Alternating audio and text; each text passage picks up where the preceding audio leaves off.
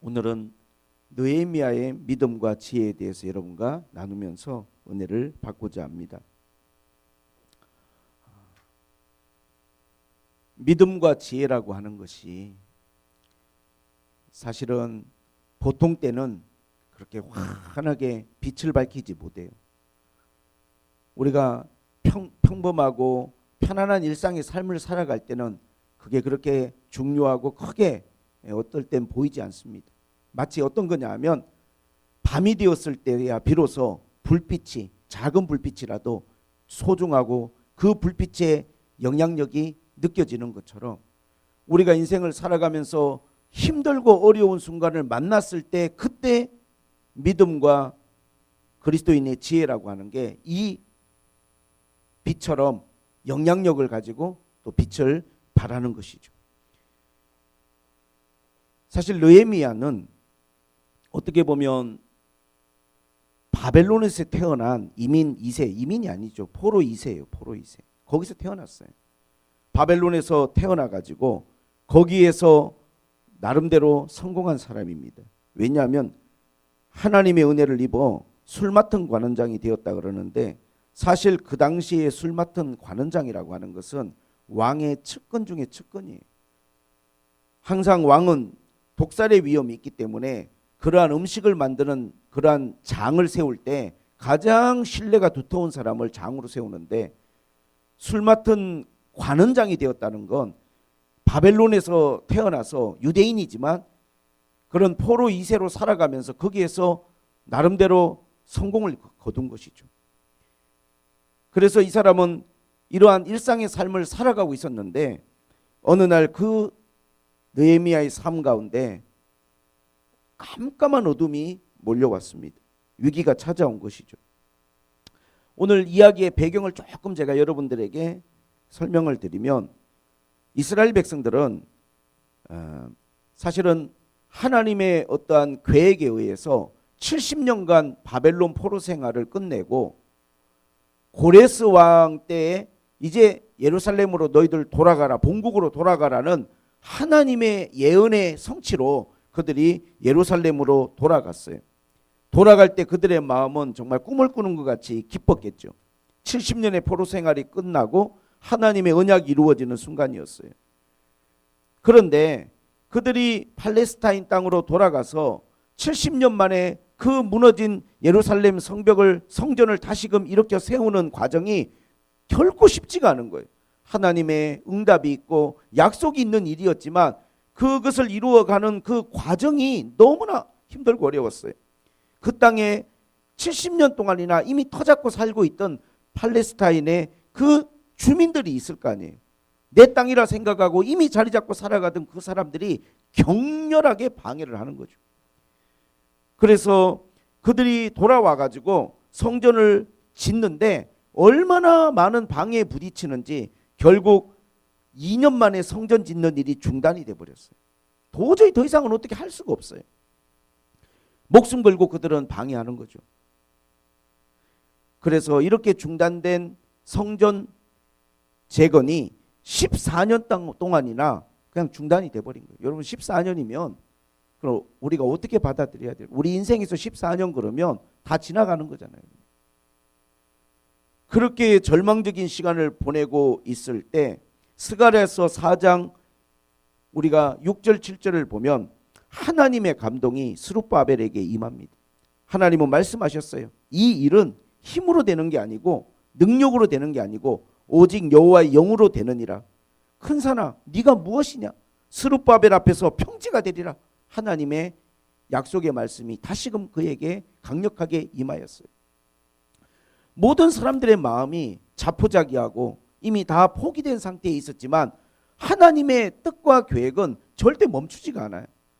그러면서 하나님은 말씀하십니다. 이 일이 결코 사람의 힘이나 그 사람의 능력으로 되는 게 아니고 하나님의 성령으로만 되어질 수 있는 일이다. 그래서 스룹바벨은 다시 한번 이스라엘 백성들에게 믿음의 동기부여를 하고 이때 학개 선지자와 스가랴 선지자가 하나님의 말씀으로 예언하면서 함께 사역을 해서 결국은 이 성전 건축이 14년간 중단되었던 그 일이 다시금 시작되어서 6년 만에 완공이 됩니다. 완전히 성전, 그 성전을 우리가 스룹밥의 성전이라고 하는 거예요. 이 성전 사역이 이렇게 완성이 됐어요. 자, 이렇게 이제 성전을 짓고 나서 우리가 여러분 지난주에 설교했던 아하수로의 왕 에스더 사건이 그 이후에 일어납니다. 그리고 그 이후에 이제 아닥사스다 1세, 오늘 느헤미야의 배경이 되는 이 이야기가 진행이 되는 거예요. 성전을 다 짓고 나니까 그 다음에 성벽을 중건을 해야 돼. 왜? 성전이 있을지라도 성벽이 없으면 항상 주변에 있는 팔레스타인의 공격과 어떤 침략에 대한 위험 부담이 있고 또 마음이 하나로 모아지지가 않는 거예요. 울타리가 없으니까.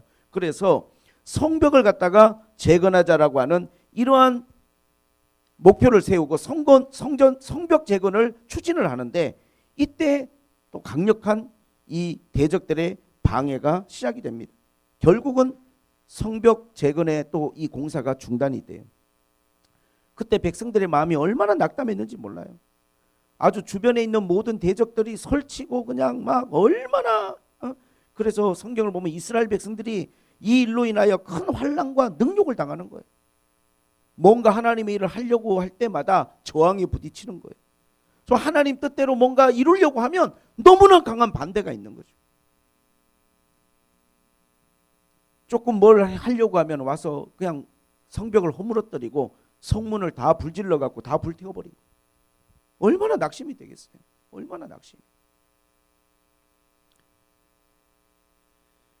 자, 이런 예루살렘에서 어렵고 힘든 이 이야기가 동생을 통해서 오늘 이 지금 느헤미야에게 전달이 됐습니다. 느헤미야는 오늘 본문에 보니까 정말 술 맡은 가는 장이라고 하는 나름대로 자기 포지션을 가지고 그 자리에서 성공적인 삶을 살고 있었던 거예요. 그런데 고향 예루살렘에서 이와 같은 힘들고 어려운 일들이 있다는 이야기가 동생 하나니를 통해서 전달이 됐을 때 느헤미야는 오늘 여기 말씀해 보니까 이 이야기를 듣고 어떤 마음이었을까요? 저는 우리가 신앙생활을 함에 있어서 우리의 이러한 마음가짐이 참 중요한 것 같아요.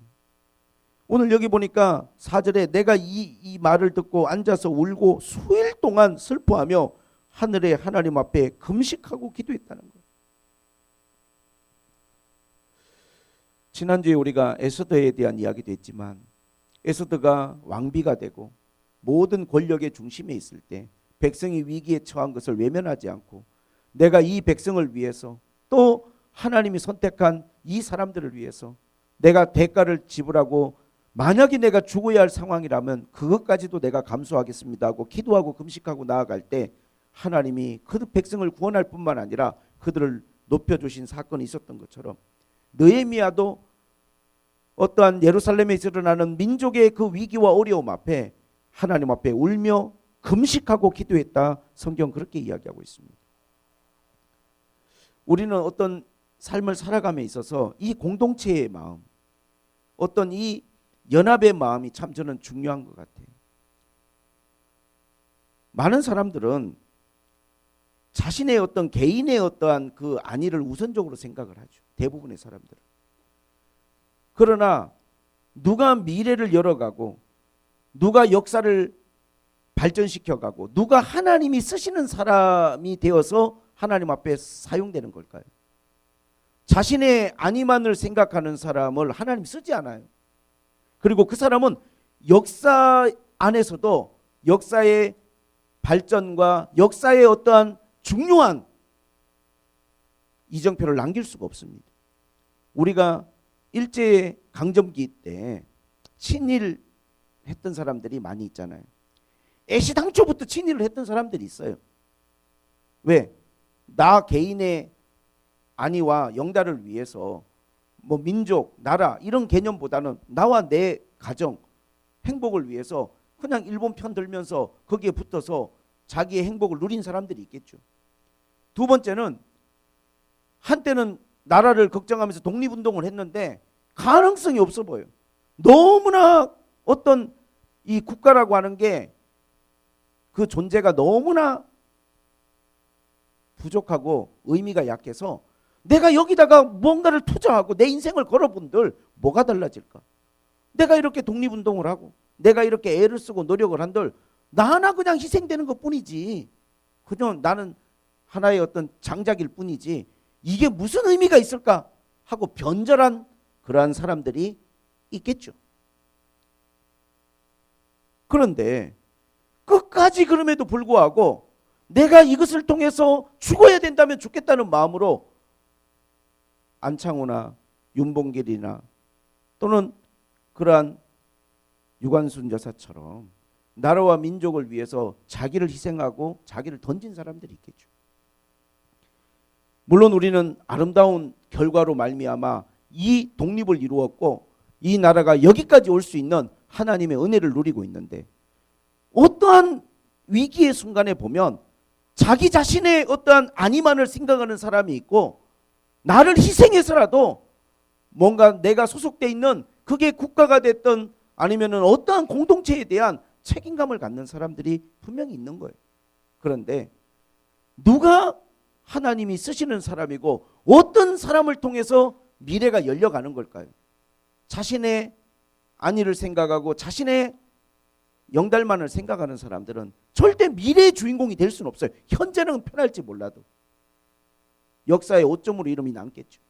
더군다나 하나님 앞에서. 그러나 오늘 에스더와 느헤미야를 통해서 우리가 보는 것은 자신의 어떠한 그 자리의 편안함만을 추구하지 않고, 어쩌면 저는 그런 생각이 들어요. 포로 2세라고 하니까 느헤미야는 예루살렘을 가보거나 가는 데만 3개월입니다. 여러분, 그 당시 교통으로 예루살렘을 가보거나 그 고향에 대한 향수가 없지 않았을까? 오직 느헤미야는 어릴 때부터 신앙교육을 받은 거예요. 믿음으로만 자기 동포애를 가지고 믿음에 대한 어떠한 유산을 물려받은 거지, 정작 거기서 나고 자라서 겪어본 것도 없는 이 사람은 포로 2세인데 그럼에도 불구하고 항상 예루살렘을 사랑하고 하나님의 회복을 간절히 기원하는 기도하는 마음을 가지고 있었기에 거기서 어려움을 당하고 있다는 이야기가 그게 나의 이야기 같고 내가 감당해야 될 몫이라고 생각을 하고 기도하고 금식했어요. 오늘 이런 공동체 의식이 참 저는 너무나 귀하다 생각을 합니다. 공동체 의식. 제가 뭐 누군가를 폄하할 마음은 없지만 요즘 젊은 세대들은 그런 공동체 의식보다는 설문조사를 했어요. 당신의 인생에서 가장 중요한 가치가 무엇입니까? 그랬더니 40대, 50대들은 이렇게 나왔어요. 가정, 그 다음에 직장생활, 그 다음에 나의 취미와 그 다음에 나의 어떠한 나의 어떤 여가 1, 2, 3위가. 근데 20대들에게 당신에게 가장 중요한 게 뭡니까? 물어봤어요. 그랬더니 1위가 나의 여가와 나의 취미, 그 다음에 가정, 그 다음에 직장인. 그래서 왜 그러냐고 물어봤는데 너무 나름대로 일리가 있는 거예요. 자, 40대는 이렇게 이야기했어요. 내가 직장을 다니고 내가 하는 모든 것들이 결국 내 가족을 위한 거 아니겠습니까? 내 가족들을 위해서. 내 가족을 위해서 이 모든 것들을 하는 것이기 때문에 가족이 제일 중요하죠. 그럼 20대에게 물어봤어요. 왜 당신의 여가와 당신의 어떠한 개인적인 그러한 그것이 가장 중요하냐 물어봤더니 결국은 모든 것들이 내가 행복하기 위해서 하는 거지 내가 행복하지 않은데 무슨 의미가 있겠냐는 거예요. 내가 행복하지 직장생활이든 뭐든 내가 만족이 없고 행복하지 않은데 그게 무슨 의미가 있겠냐는 거예요. 그렇게 생각을 하고 있다는 거예요. 이거 제가 하는 말이 아닙니다. 조금은 그러한 시대의 어떠한 흐름들, 그러한 생각들이 이해는 돼요, 저는. 그럼에도 불구하고 아쉽다는 생각은 듭니다. 왜냐하면 어느 누구도 그냥 혼자만 살아갈 수는 없어요. 하나님은 이 세상 가운데 어떤 식으로든지 공동체를 하나님 만들어서 그 공동체 안에 우리가 연합되게끔 그러한 연합의 마음을 우리에게 주셨거든요. 그런 느헤미야가 가지고 있는 이 연대의 마음, 에스더가 가졌던 이 연대의 마음을 우리가 갖는 것이 참 소중하다고 생각을 합니다. 그리고 오늘 이 느헤미야는 이 모든 일들을 대할 때 하나님께 기도하고 금식했어요. 이건 믿음입니다. 어떤 일들이든지 간에 기도하고 금식한다는 것은 하나님 앞에 믿음으로 나아가는 거예요. 연말을 보내면서 우리가 많은 우리의 풀어야 될 문제들과 가정 안에, 직장 안에, 내 개인의 건강에 그러한 우리가 일들이 있을 거예요. 제가 지난주 이번 주 설교를 하면서 그런 선포를 하고 싶어요. 우리도 지금부터 시작해서 내년 앞으로 기도와 금식을 선포하겠다. 이것이 하나님이 우리에게 주시는 말씀이라면 우리는 기도와 금식을 통해서 우리에게 당한 문제들을 연대의 마음으로 해결해 나가겠다. 그래서 내일 하루는 금식을 선포합니다.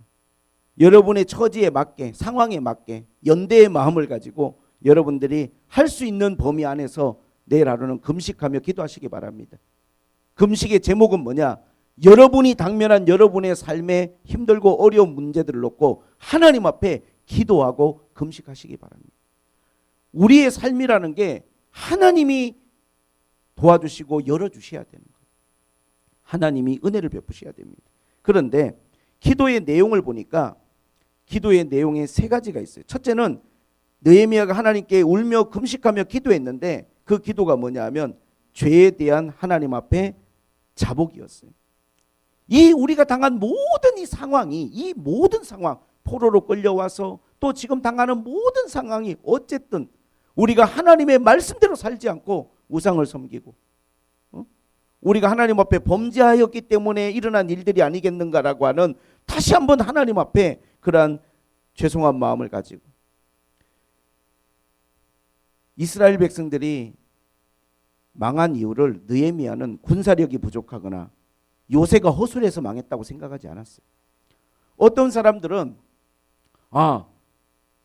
전쟁에 있어서 좀 더 군사력을 잘 준비하고 성을 갖다가 튼튼히 요새를 쌓았으면 이스라엘이 망하지 않았을까? 이렇게 생각하는 사람들이 있을 수 있지만 그건 말이 안 되는 거예요.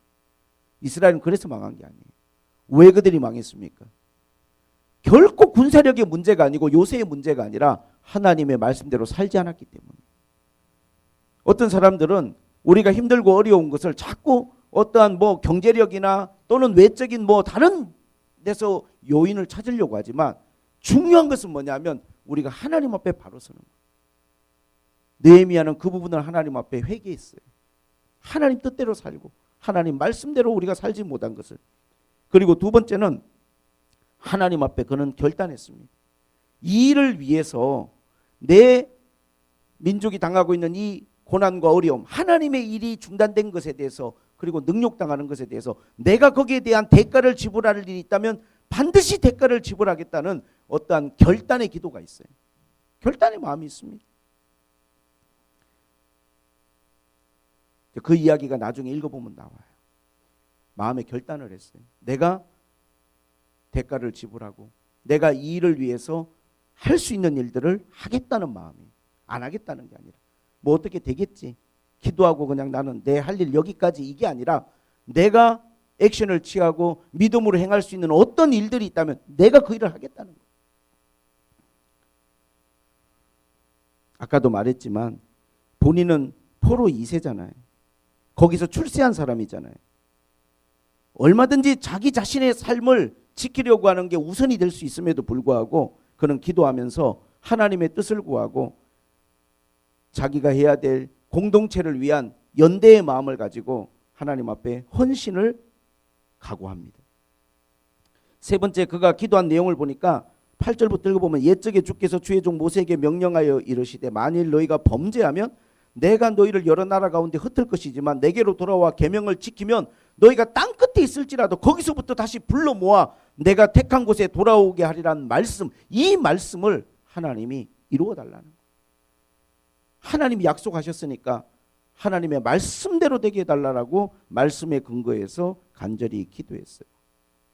참 느헤미야의 믿음은 정말로 위기와 어려움 앞에서 어떠한 다른 방법을 찾는 게 아니라 기도하고 금식하는 가장 기본에 충실한 그러한 모습을 보였습니다. 사실 우리가 이번에 월드컵 이렇게 보잖아요. 그러면 가장 유명한 그런 국가들이 시합에 나가가지고 1시간 전에 운동장에 나가서 뭐 하는 줄 아세요? 전술 짜고 치밀한 계획 세우는 게 아니라 그냥 2대1 패스, 3대1 패스. 그게 축구 배우면서 어릴 때부터 가장 기본 중에 기본, 누구나 할 수 있는 거. 그냥 2대1, 3대1 패스하는 거예요. 그걸로 몸 풀면서 여러분 모든 것들이 그래요. 기본이 가장 중요해요. 믿음의 기본은 뭡니까? 하나님 앞에 기도하는 거예요. 이게 믿음의 기본이에요. 어떤 일을 딱 만나면 무릎을 꿇고 기도하는 것. 이게 기본 중에 기본입니다. 처음에 이야기한 것처럼 힘들고 어려울수록 이 기본이 중요하고 이 믿음이 빛이 나는 거예요. 힘들고 어려울 때 하나님 앞에 무릎 꿇을 수 있는 사람. 내가 도저히 감당이 안 되고 도저히 내 힘으로 어찌할 수 없는 그런 상황에 하나님 앞에 딱 무릎 꿇을 수 있는 그게 뭐냐? 그게 믿음이에요. 그게 기본이에요. 그게 안 되면 다른 게 안 되는 거예요. 힘들고 어렵고 속상하고 눈물 나고 답답하고 미칠 것 같은데도 기도를 안 넣는다. 그건 믿음의 기초 자체가 없는 거예요. 이게. 어떤 일을 만나든지 우리는 하나님 앞에 이 에스더와 느헤미야를 통해서 배우는 것은 기도하고 금식하잖아요. 기도하고 금식. 자기들의 위치가 있고 자리가 있으니까 권력이 있는 사람, 우리가 사극을 보세요. 아니면 지금 정치를 보세요. 권력을 가진 사람들은 술수를 쓰려고 하고 어떤 관계를 통해서 여러 가지 인맥을 통해서 문제를 해결하려고 하지만 믿음의 사람들은 하나님 앞에 그 기본 중에 기본인 믿음의 기본, 기도하고 금식하는 것부터 모든 것들을 시작해요.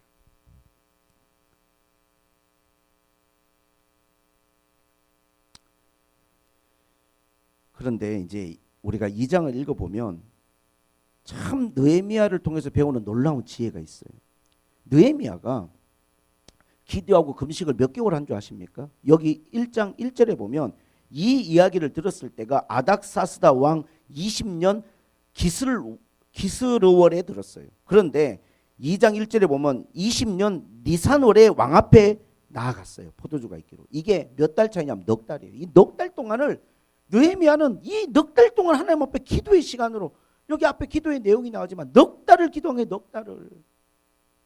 저는 그런 생각이 듭니다.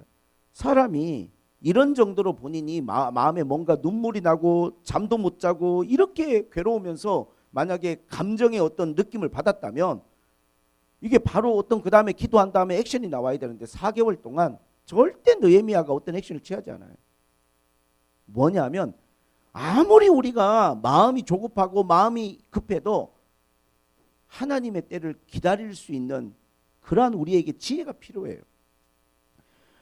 아닥사스다 왕이 이제 술 맞던 관원장인데 이 왕 앞에 나아갔어요. 왕 앞에 술 맞던 관원장으로. 근데 왕이 네 얼굴에 전에는 정말 수심이 없고 네 얼굴이 너무 밝았는데 왜 이렇게 얼굴이 수심이 있냐? 네가 병이 없는데 왜 이렇게 얼굴에 근심이 가득하냐? 사실 그 말을 듣고 여기 2절에 보니까 내가 크게 두려워했다는 거예요. 네 얼굴에 왜 이렇게 걱정 근심이 가득하냐고 물어봤는데 크게 두려워한 이유가 뭔지 아세요? 사실 이 나라들이요, 바사가 대제국이잖아요. 페르시아잖아요. 이 나라들의 신하들은요, 왕 앞에서 내가 뭐 안 좋은 표정을 하고 인상을 쓰고 있다, 걱정 근심 끼친 얼굴로 있다, 이게요 굉장한 큰 죄예요, 여러분. 왕 앞에서 그런 표정을 짓는다는 자체가 신하로서. 그래서 이 사람들이 이것이 자칫 잘못해서 왕이 마음에 안 들면 이거 뭐야? 뭐 이렇게 죄송합니다. 속된 표현으로 똥 씹은 표정으로 왕 앞에서 네가 그런 표정으로 네가 내 앞에 서 있어?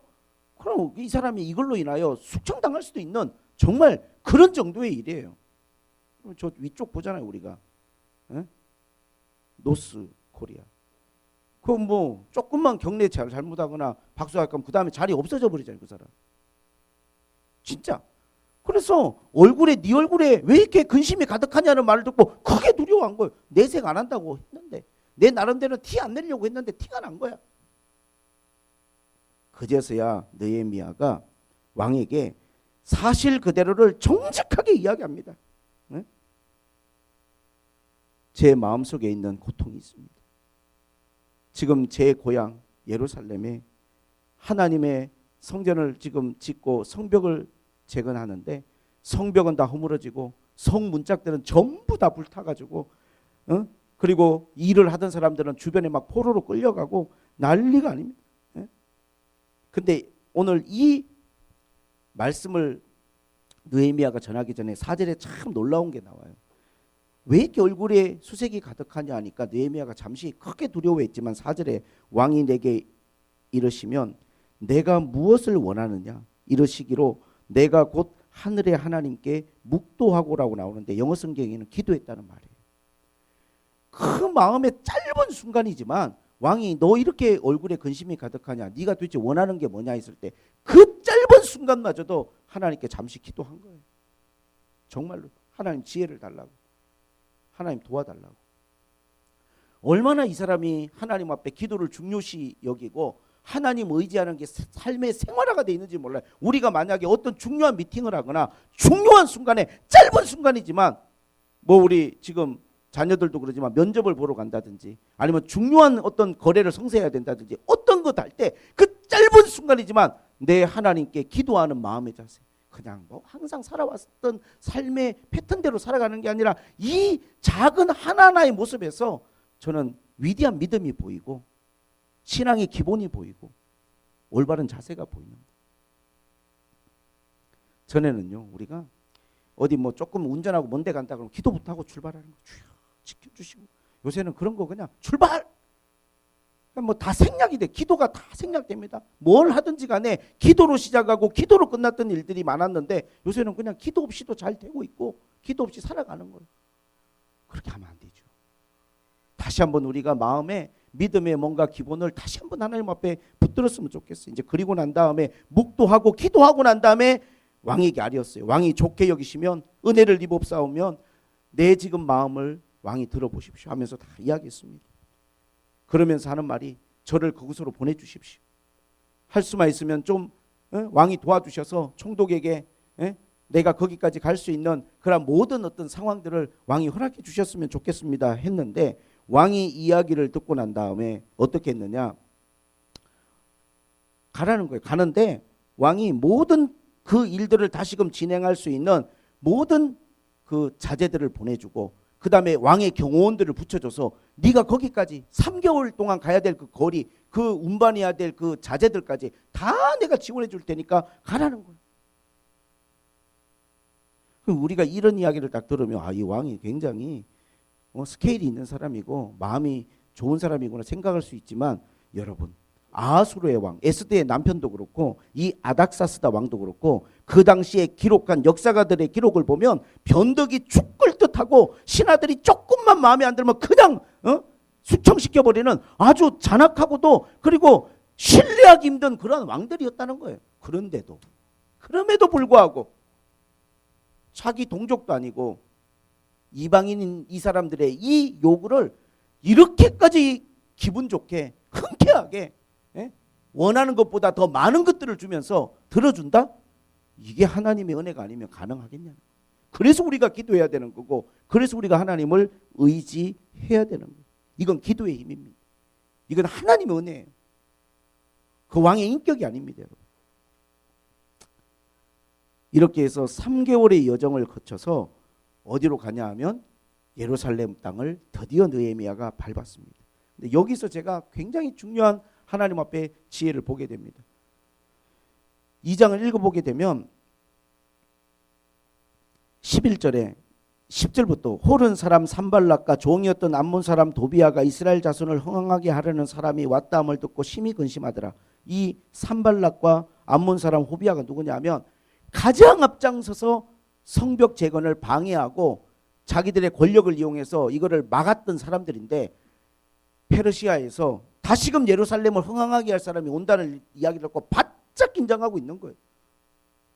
11절에 내가 예루살렘에 이르러 머무른 지 사흘 만에 내 하나님 여호와께서 예루살렘을 위해 무엇을 할 것인지 내 마음에 주신 것을 내가 아무에게도 말하지 아니하고 밤에 일어나 몇몇 사람과 함께 나갈새 내가 탄 짐승 외에는 다른 짐승이 없더라. 그 밤에 골짜기 문으로 나가서 용종 북문으로 이르러 동안을 보니 예루살렘 성벽은 다 무너졌고 성문은 불탔더라. 앞으로 나아가 샘물과 왕의 못에 이르러서는 탄 짐승이 지나갈 곳이 없는지라. 그 밤에 시내를 따라 올라가서 성벽을 살펴본 후에 돌아와 골짜기 문으로 들어와 돌아왔으나 방백들은 내가 어디 갔었으며 무엇을 하였는지 알지 못하였고 나도 그 일을 유다 사람들에게나 제사장들에게나 귀족들에게나 방법들에게나 그 외에 일하는 자들에게 알리지 아니하다가. 이 사람이 일하는 방법을 우리가 한번 하나님 앞에 배워볼 필요가 있을 것 같아요. 제가 만약에 이런 상황이면요, 이미 마음이 막 3개월 동안 오면서 흥분 상태, 빨리 가서 막 뭔가를 막 진행하고자 하는 그런 마음이 굉장히 제 안에 있었을 것 같아요. 도착하자 말자 뭐 사람들 불러 모아서 막 했을 텐데, 이 느헤미야는 일을 하는 방식이 어떤 거냐 하면 그 3개월을 와서 사흘 동안을 아무 말 없이 가만히 있는 거예요. 그리고 자기의 어떠한 그러한 여러 가지 가지고 있는 계획이나 또는 자기의 어떠한 그런 포부를 떠벌리거나 사람들 앞에 말하질 않아요. 말하지 않는다는 게 무슨 뜻이냐면 철저하게 치밀하게 준비하는 거예요, 이 사람. 그리고 사흘째 될 때 밤중에 아주 소수의 사람만 데리고 밤늦은 시간에 한번 다 성을 둘러보러 나가서 다 둘러보는 거예요. 전부 다 성벽 무너졌고 다 문짝은 붙었고 짐승이 다닐 수 없다는 게 뭐냐면 얼마나 거기가 다 수풀이 우거져 버리고 이게 뭐 사람이 뭐 여기서 뭘 했던가 싶을 정도로 황폐해져 있는 거예요. 그리고 난 다음에 최종적으로 하나님의 뜻을 구하고 하나님의 마음을 알고 다 한 다음에 모든 백성들에게 본인의 어떠한 그러한 하나님 앞에 받은 감동을 캐치프레이를 걸고 당위성, 성전, 성벽 재건의 당위성과 필요성을 강조하면서 이 일을 시작하는데, 여러분 여기 놀라운 게 뭐냐면 읽어보면 3장에 이 일을 시작할 때 대제사장부터 모든 관료들과 남자 여자 할 것 없이 모든 백성들이 한 마음이 되어서 내가 도울 일이 있으면 돕겠습니다 하고 다 나와가지고 이 일을 돕기 시작하는데 며칠 만에 이 일이 완성된 줄 아십니까? 그렇게 지지부진하고 이루어지지 않고 답보 상태에 있고 막혀 있고 도저히 해결되지 않을 것 같은 이 일이 며칠 만에 완성됐냐면 52일 만에 공사가 끝나버렸어요. 52일 만에. 되려고 하면 그렇게 되는 겁니다, 여러분. 하나님이 도와주시고 믿음이 있고 지혜로운 지도자가 있으면 되려고 하면 이렇게 되는 거예요, 여러분. 52일 만에 이 일을 완성을 해버렸어요. 여기서 중요한 게 한 마음과 한 뜻이에요. 한 마음과 한 뜻. 주님은 늘 우리에게 그렇게 말씀하십니다. 우리가 마음이 하나가 되고 뜻이 하나가 되면 이루지 못할 일이 없어요.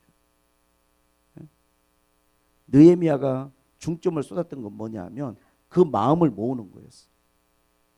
왜 이 사람이 아무 얘기도 알리지 않고 이렇게 했냐면요, 말부터 먼저 해버리면요 5만 가지 이야기들, 의견들, 자기 생각들이 막 쏟아져 나올 거 아니에요. 그리고 지금 긴장하고 있는 산발락과 그 암몬 사람 도비아가 지금 얼마나 방해 공작을 계획하고 있겠어요. 그때 잠시 멈추는 거예요. 딱 정지하고 사흘 동안 아무것도 안 하고 가만히 있다가 사흘째 밤중에 나가서 하나님 마음을 알고 싶은 거예요. 하나님 뜻도 알고 싶은 거예요. 자기가 먼저 다 조용히 둘러보고 절대 계획을 말하지 않았다는 거예요. 저는 이렇게 못했을 것 같아요. 벌써 다 불러다가 막 사람들한테 내 포부를 이야기하고 비전을 이야기하고 계획을 이야기하고 막 그렇게부터 했을 것 같아요. 저는 느헤미야서를 읽으면서 받는 감동이 뭐냐 하면 참 감정이 충만한 사람이고 백성의 어려움을 듣고 눈물을 흘리며 잠을 못 잘 정도로 괴로워했지만 감정적으로 일하지 않고 치밀하고 철저하게 준비되게 일한다라고 하는 걸 느꼈어요. 마음만 앞서지 않습니다. 감정만 앞서지 않아요. 철저하게 준비하는 사람이에요. 철저하게. 정말 좋은 리더입니다. 오늘 여러분과 저는 나누면서 그런 말씀을 드리고 싶어요. 우리가 만약에 기도만 하고 노력을 하지 않으면 그것은 요행을 바라는 거예요. 아무리 내가 하나님 앞에 기본기가 충실해서 기도하고 금식을 해도 그 이후에 나의 노력이 따라가지 않으면 그건 요행을 바라는 겁니다. 그런데 만약에 기도 없이 철저하게 준비하고 계획해서 내 계획과 내 어떠한 경험을 의지하고 나아간다면요, 그건 그 모든 계획이 모래 위에 지어진 성에 불과한 거예요. 오늘 우리가 느헤미야를 통해서 배우는 믿음과 지혜는 뭐냐 하면 철저하게 기도와 금식이라는 하나님 앞에 믿음의 기본기를 철저히 하나님 앞에 세우되 사람이 해야 될 그러한 준비성과 계획성과 그 철저한 어떤 실행 과정들이 너무나 우리가 하나님 앞에 배워야 될 지혜다. 저는 마음이 그 정도로 움직이면은 먼저 말이 나가버리는 사람이거든요. 그냥 그 말이 먼저 가버려요, 그냥. 그래서 괜한 어떠한 그 계획이 시작도 되기 전에 오해를 불러일으킬 수도 있는 그런 저는 연약함이 있어요. 그렇지만 느헤미야를 보니까 그렇게 말이 앞서가지 않습니다. 충분하게 본인 안에 감정이 일어남에도 불구하고 감정으로 대응하고 자기의 감정으로 모든 일을 해결해 나가는 게 아니라 철저하게 기도하면서 하나님 앞에 준비하면서 계획하면서 왕 앞에 설 때까지도 4개월을 기도하고 왕이 먼저 물어볼 때까지 준비하고 있었던 것처럼 오늘 이곳에 가서도 그는 철저하게 하나님 앞에 자신을 절제하면서 하나님의 그 때와 순간을 기다리면서 일을 진행해 나가는 모습을 보게 됩니다. 그렇다 할지라도 참 어려웠어요. 6장을 읽어보면 이 산발랏이 느헤미야 하나만 죽이면 끝난다 생각하고 암살을 시도했는데 그 시도조차 실패하죠. 그리고 이 일은 52일 만에 완성이 됩니다. 사랑하는 새물교회 성도 여러분이시죠. 우리가 인생을 살면서 우리가 계획한 일들 또 우리가 이루고자 하는 일들 하나님 앞에 응답을 받았다 할지라도 그 응답받은 일들을 이루는 과정 속에는 이 많은 주변에 방해가 있었던 것처럼 우리도 마찬가지로 사단의 공격도 있고 내 주변의 방해도 얼마든지 일어날 수 있어요. 좌절하지 마세요. 결코 낙심하지 마세요. 반드시 하나님 앞에 뜻을 가지고 연대의 마음을 가지고 한 마음으로 기도하고 믿음으로 나아가는 사람들에게 하나님은 그들에게 기회를 주시고 그들을 통해서 하나님의 뜻을 이루고자 하셔요. 우리 새물결 교회는 그 연대의 마음을 가지고 연합의 마음을 가지고 이 험한 세상 이 마지막 때 무슨 일이든지 같이 기도하고 기도를 요청하고 함께 기도하면서 우리가 승리하는 교회가 될 수 있기를 주님의 이름으로 축복합니다. 그리고 여러분 가족의 그런 연대가 굉장히 중요합니다. 어떠한 일이 있을 때 리더는 금식을 선포하고 기도를 선포하고 가족이 함께 그 문제를 놓고 가족들이 머리를 맞대고 아이들까지 모두가 다 연대의 마음으로 이 일을 위해서 우리가 기도하자 했을 때 하나님이 기뻐하시고 하나님이 그 일에 대한 돌파의 은혜를 베풀어 주실 줄로 믿습니다. 그러한 우리가 하나님 앞에 마음을 가지고 함께 여러분들이 연말을 승리하시기를 바라고 또 새해를 믿음으로 우리가 맞이할 수 있기를 주님의 이름으로 선포합니다. 내년에는 기도와 금식을 선포하는 일들이 종종 있을 것 같아요. 하나님 감동 주실 때마다 같이 기도하고 같이 금식하면서 정말 하나님의 역사에 어떤 우리가 쓰여지는 우리 새물결 교회와 여러분들의 가정이 되기를 축복합니다. 기도하겠습니다. 하나님 아버지, 힘들고 어려울 때 이 믿음과 지혜를 배우게 하시고 정말로 하나님 앞에 믿음의 기본인 기도와 금식에 충실하면서 또한 하나님 앞에 삶의 지혜와 하나님의 때를 기다릴 수 있는 겸손한 마음을 주시옵소서. 예수님의 이름으로 기도